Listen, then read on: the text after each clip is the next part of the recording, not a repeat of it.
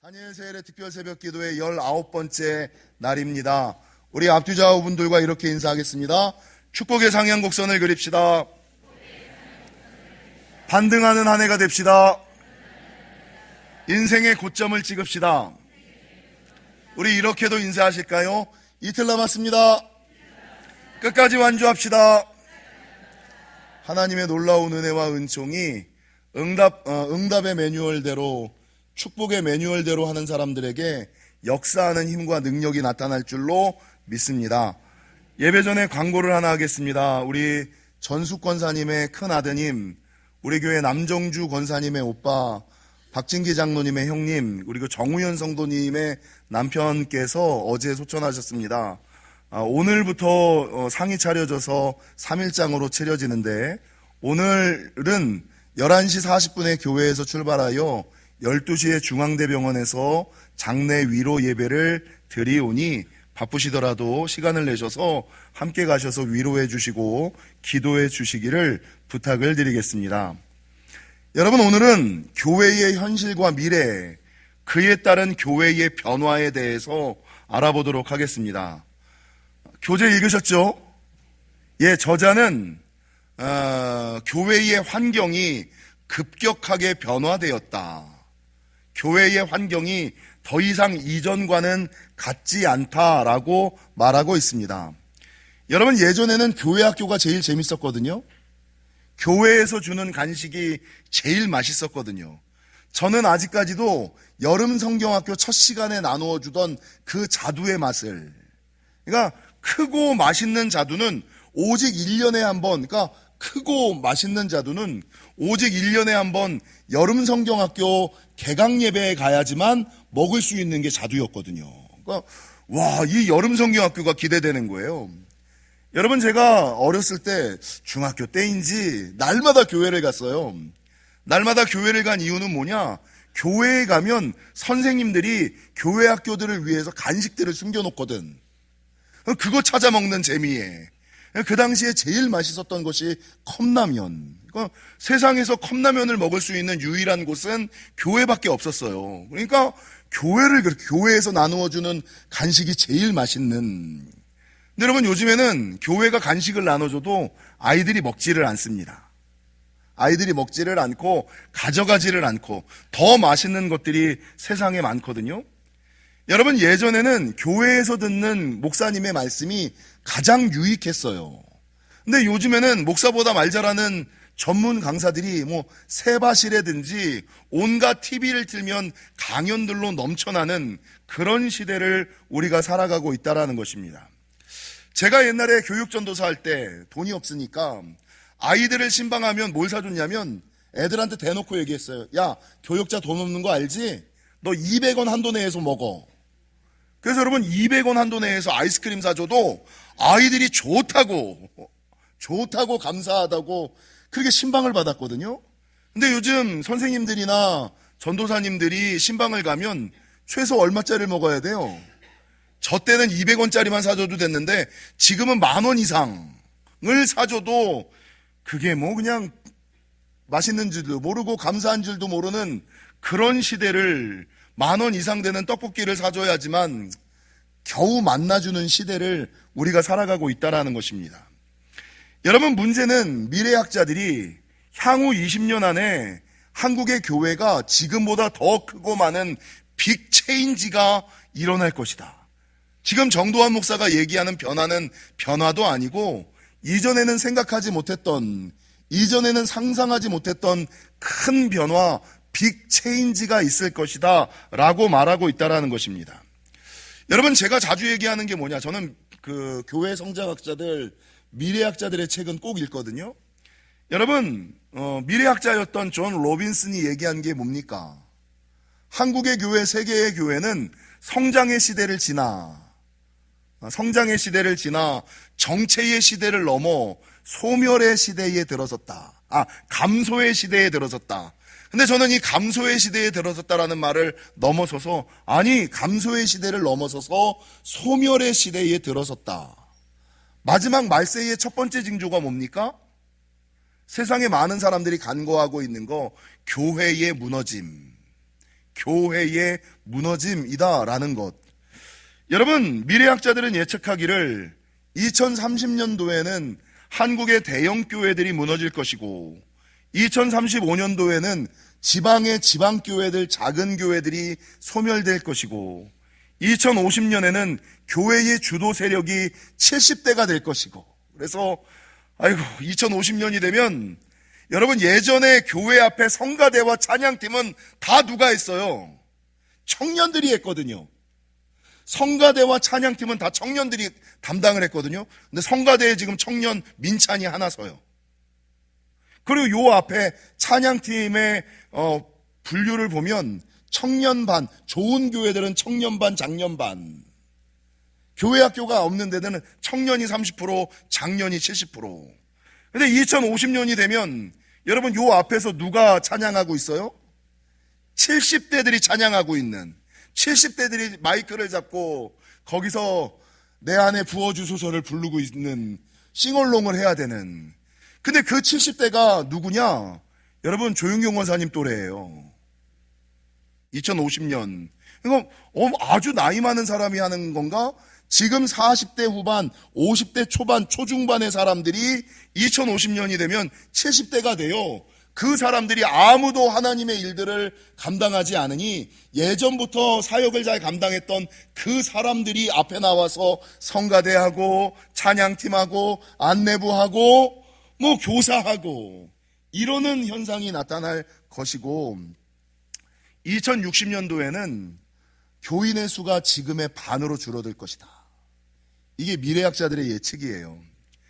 여러분, 저는 이것보다 더 심각한 것이, 어떤 사람들은 지금 한국교회의 시대가 삼무의 시대다라고 얘기를 하거든요. 삼무라는 것은 무엇이냐? 무기력하고 무관심하고 무의미한, 그러니까 예배를 피리를 불어도 춤추지 않고 무기력한 거예요. 아무것도 하나님의 일을 하려고 하지도 않고 주변 사람들, 나라, 민족, 교회 형편 이것들에 대해서 관심이 없고 거룩한 하나님에 대해서 의미 있는 일을 하는 것이 아니라 감각적인 일, 자기에게 기쁨을 주는 일, 자기에게 유익이 되는 일. 옛날에는 하나님 나라와 명분, 거룩한 공의 이런 것들을 위해서 우리가 막 나와는 관계없어도 막 나서서 했잖아요. 하나님을 위하라면, 교회를 위한다면, 영혼을 위한다면 막 했잖아요. 근데 자기와 관계없는 일들은 안 해. 자기에게 유익이 없는 일들은 안 해. 이 무기력, 무관심, 무의미의 시대가 삼무의 시대다라고 얘기를 하는데, 저는 여기에 5가지를 더하여 이제는 삼무의 시대가 아니라 팔무의 시대에 도래했다. 여러분, 팔무의 시대라는 것은 삼무의 시대에 5가지를 더한 건데, 첫 번째가 무감각. 이게 죄인지, 이게 연약함인지, 이게 좋은 것인지 감각이 없어요. 여러분, 무분별, 이게 옳은 것인지, 이게 틀린 것인지 분별하지 못해요. 세 번째, 무책임. 여러분, 교회의 일을 아무도 책임지려고 하지 않아요. 네 번째, 무개념. 여러분, 생각이 없어요. 교회가 어떻게 되든, 앞으로 하나님 나라가 어떻게 되든 여러분 개념이 없어요. 그리고 마지막 5번째가 뭡니까? 무미건조. 교회 생활, 예배 생활, 하나님 나라 일들을 하는데 무미건조한, 무기력, 무관심, 무의미, 무감각, 무분별, 무책임, 무개념, 무미건조한 팔무의 시대에 성도들이 돌입했다는 것, 이게 저는 더욱 심각한 문제다라고 말씀을 드리는 거죠. 여러분, 실제로 이런 여파 때문인지 한국교회는 코로나19 대비 헌금이 82%, 구역 모임이 28%, 제자훈련과 성경 공부가 30%, 전도와 선교는 35%, 지역사회 구제와 봉사는 44% 수준에 지나지 않는다. 그러니까 예전에 100 하던 것을 봉사는 44%, 반도 안 하는 거예요. 전도는 35%, 3분의 1밖에 안 하는 거예요. 성경 공부는 딱 30%, 3분의 1만 하는 거예요. 여러분, 구역 모임은 28%, 3분의 1도 안 모이는 거야. 헌금은 80%. 코로나 이전에 80%. 우리 교회가 아주 정확하지 않습니까? 이게 지금 한국교회의 현실이다. 그래서 이런 한국교회의 현실을 기억하고 영지교회가 교회학교 장기 프로젝트를 시작했잖아요. 절대 인구가 줄어드는 이 시점에 팔무의 시대에 들어간 이 시대에 어떻게 교회의 10년 후를 대비하고 준비할 것인가. 제일 중요한 것은 교회학교를 살려야 한다. 여러분 아세요? 아무도 깨어 있으시기를. 제가 글을 읽다가 한 가정에서 자녀 교육을 위해서 사용하는 지출의 비율이 60에서 70%래요. 그러니까 가계 수입의 60에서 70%를 자녀 교육에 사용한다는 거예요. 한국 가정이. 그럼 한국 교회가 교회 학교를 위하여 몇 퍼센트를 지출하느냐? 6, 7%밖에 지출 안 한다는 거죠. 여러분 가정에서는 자녀를 위하여 다음 세대를 위하여 70%의 재정을 사용하는데 과연 교회들이 재정의 그러니까 일반적인 교회는 3% 정도도 사용 안 하고요. 좋은 교회들이 6, 7% 정도 사용하거든요. 그 6, 7%밖에 사용을 안 하면서 과연 교회의 미래가 있을 거라고 생각한다는 것은 여러분 어불성설이다. 그래서 지금 교회의 현실을 인식하고 미래 교회를 대비하고 준비하는 것이 중요하다. 할렐루야. 여러분 제가 교회 성장학자들이랑 미래학자들의 책은 꼭 읽거든요. 매년 나오는, 그러니까 쭉 이야기하는 교회의 미래를 목회자라면 최소한 교회의 3년 후, 10년 후를 바라보면서 조금 더 큰 목사라면 여러분 내가 목회하고 난 다음 후임이 목회할 시대를 대비하면서 목회를 해나가거든요.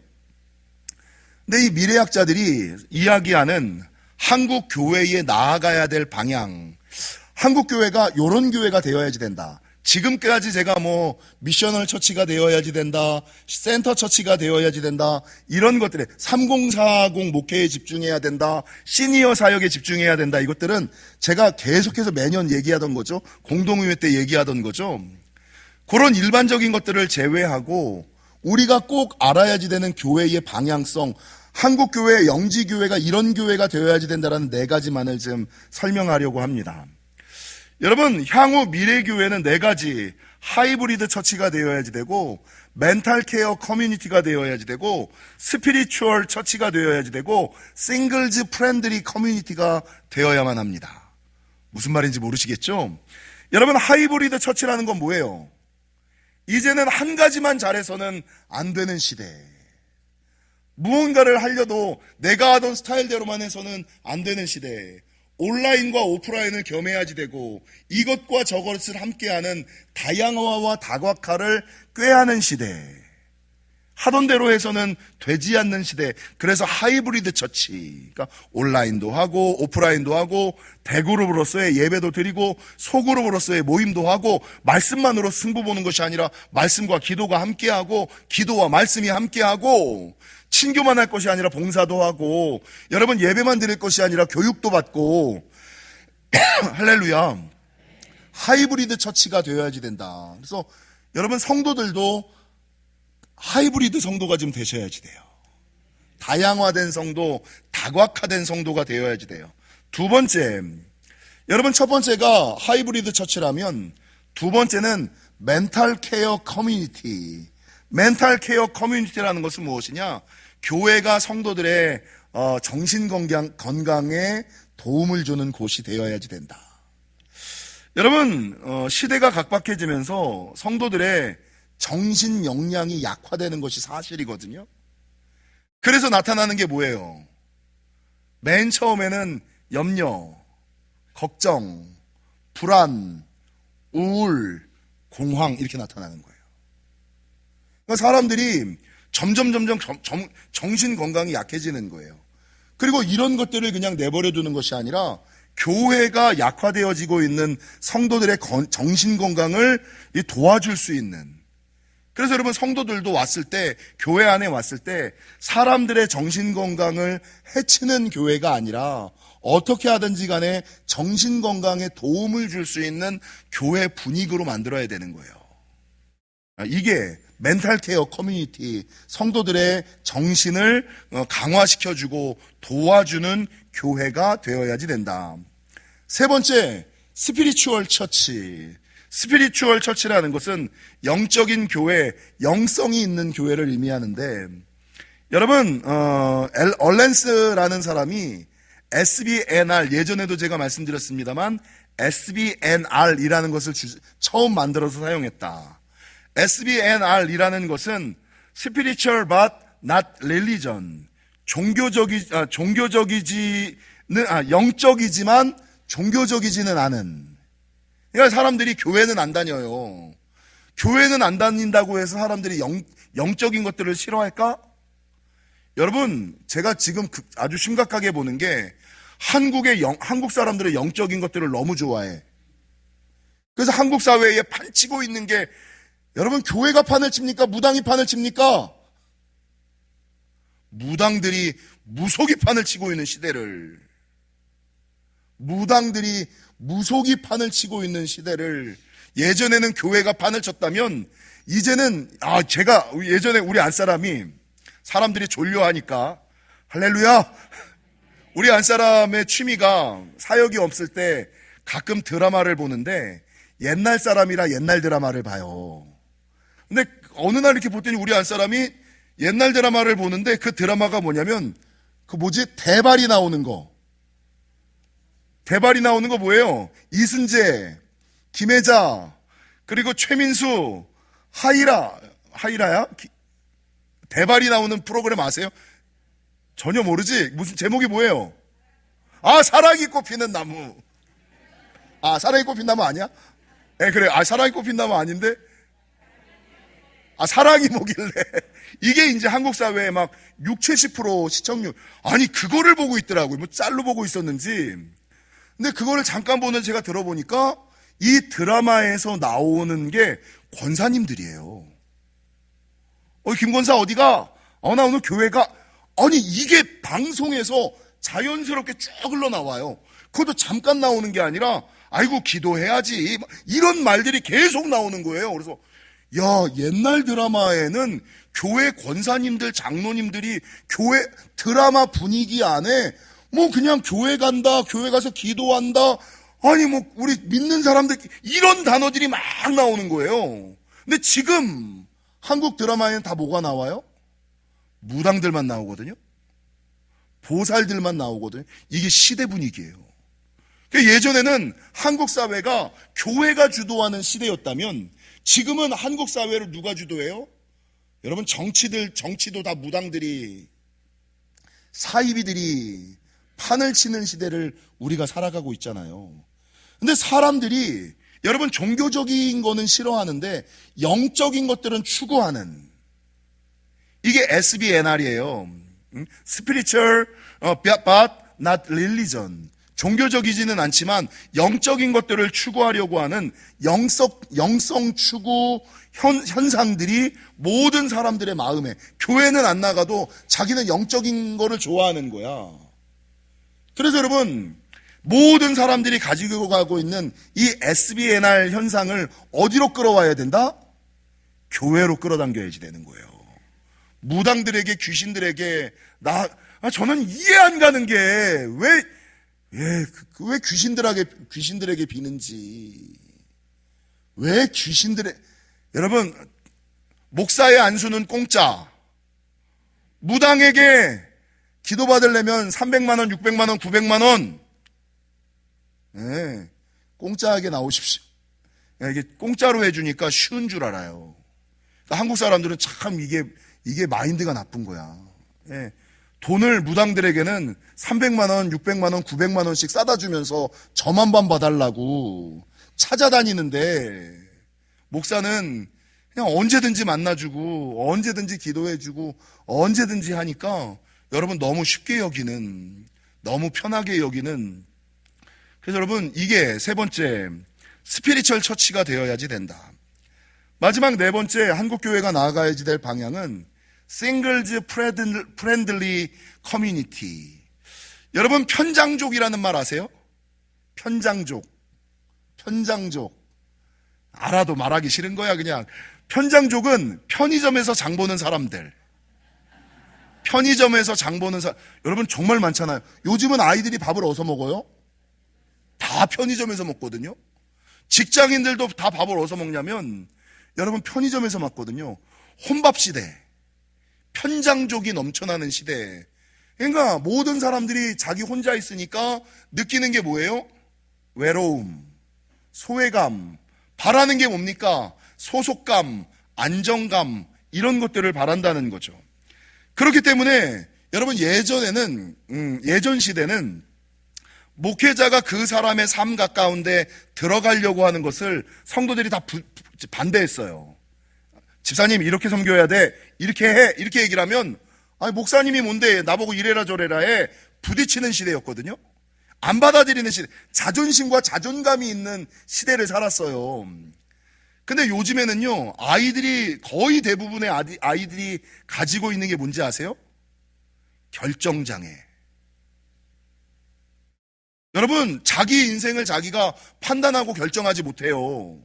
그러니까 누군가 와서 대신 판단해주고 대신 결정해주기를 원하는 시대.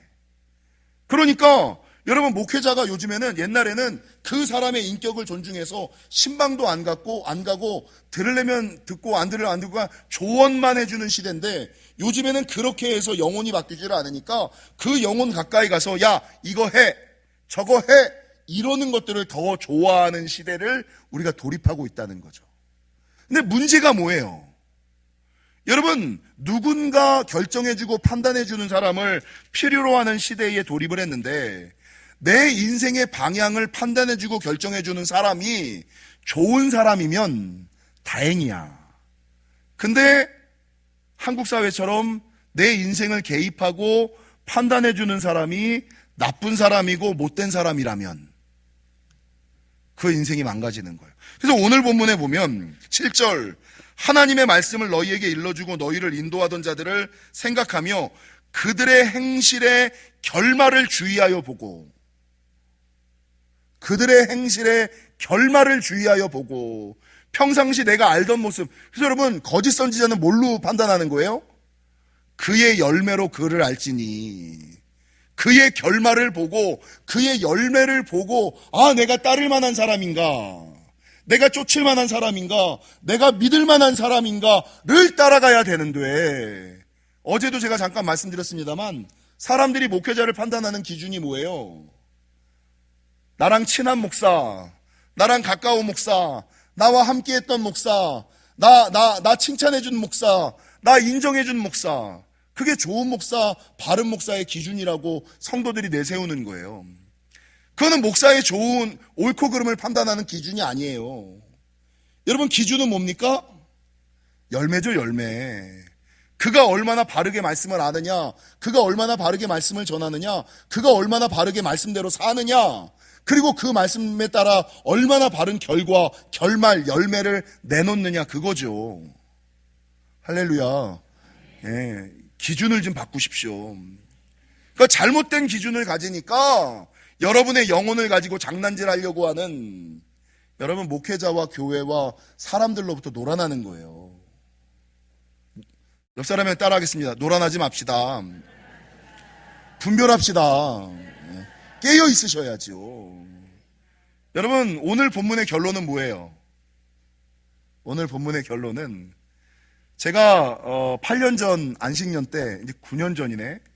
9년 전 안식년 때 미국과 캐나다의 한 100개 교회를 돌면서 하나님이 저에게 주셨던, 지난 안식년 때 하나님이 저에게 주셨던 감동들이 몇 개져 있잖아요. 무너져가는 교회를 재건하라, Defend the truth until death, 죽기까지 진리를 고수하라, 뭐 이런 말씀들을 주셨잖아요. 기억나시죠? 네, 근데 그 전 안식년에 하나님께서 저에게 주셨던 감동이 두 가지가 있어요. 첫 번째는 뭐냐, 오늘 본문 13장 8절, 예수 그리스도는 어제나 오늘이나 영원토록 동일하시느니라. 동일하신 분은 누구밖에 없어요? 예수님밖에 없어요. 사람 따라가지 마십시오. 예수님만 붙들고 예수님만 바라보며 살아. 정도환 목사도 믿지 마세요. 언제 바뀔지 몰라. 사람 믿지 마시고, 사람 보고 신앙생활 하지 마시고, 예. 우리는 오직 변하지 않는 영원토록 동일하신 분은 예수님밖에 없음을, 예수 그리스도는 어제나 오늘이나 영원토록 동일하다, 예수님만 바라보며 살아가야지. 그리고 내가 그런 그 하나님을 바라보고 살아갈 때 God is still speaking, 하나님은 지금도 여전히 말씀하신다. 그런 믿음을 가진 자에게 하나님이 직접 지금도 말씀하심을 기억하시고, 여러분, 다른 것 붙들고 바라보며 살아가는 것이 아니라 예수님만 붙들고 바라보며 살아가시는 저와 여러분이 되시기를 주님의 이름으로 간절히 축원합니다.